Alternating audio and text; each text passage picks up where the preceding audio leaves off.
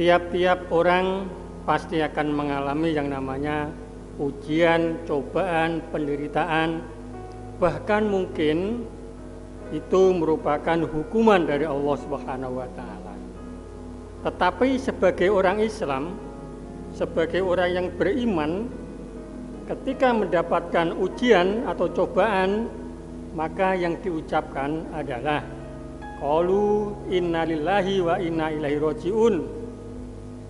Kami ini pemilik Allah dan kami juga akan kembali kepada Allah. Maka kami akan tetap berserah diri sepenuhnya kepada Allah, sehingga cobaan, ujian, penderitaan, bahkan hukuman itu tidak akan merubah keyakinan kita sebagai manusia, sebagai orang yang beriman, untuk tetap setia kepada Allah Subhanahu wa ta'ala. Maka perintah Allah di dalam Quran Suci surat Al-Baqarah ayat 153, ya ayyuhalladzina amanu sta'inu bis-sabri was-shalat innallaha ma'as-sabirin. Wahai orang-orang yang beriman, mohonlah pertolongan dengan sabar dan salat. Sesungguhnya Allah itu menyertai orang yang sabar. Jadi yang diperintah adalah orang-orang yang beriman untuk minta pertolongan kepada Allah itu dengan cara apa? Sabar dan sholat.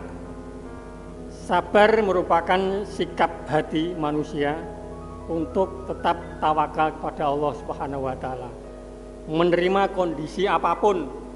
Jadi kita jangan sering-sering mengeluh. Kalau tidak sering sih ya manusiawi lah kalau mengeluh, tapi jangan sering-sering mengeluh. Karena kalau keseringan mengeluh bisa-bisa merubah kondisi hati kita untuk tidak sabar lagi atas apa kehendak Allah Subhanahu wa taala. Nah, untuk mendukung itu maka perintah Allah juga sholat. Karena di dalam sholat ada zikrullah. Jadi sholat itu sendiri juga ingat pada Allah, juga berisi doa.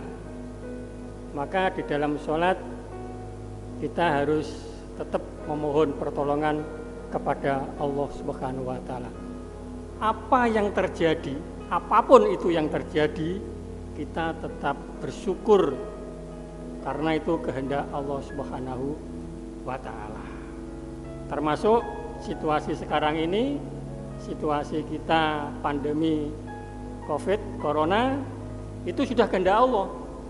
Jadi apapun itu, kalau kita tetap sabar, kita tetap berusaha semaksimal mungkin, jaga imun tubuh, imun jasmani, imun rohani, yang penting juga, maka semua itu nanti Allah pasti akan memberikan hikmah. Kita pasti akan diberikan jalan keluar yang terbaik. Mungkin jalan keluar itu bukan jalan yang kita minta barangkali itu, tetapi Allah pasti tahu, karena kita tetap tunduk dan patuh, kita tetap beriman kepada Allah Subhanahu wa taala. Yang penting kita tidak usah berkecil hati, tidak usah takut, semua itu adalah sudah kehendak Allah, sudah diatur oleh Allah Subhanahu wa taala. Yang penting kita tetap tunduk dan patuh serta berserah diri kepada Allah Subhanahu wa taala. Insya Allah semua akan diatasi oleh Allah Subhanahu wa taala.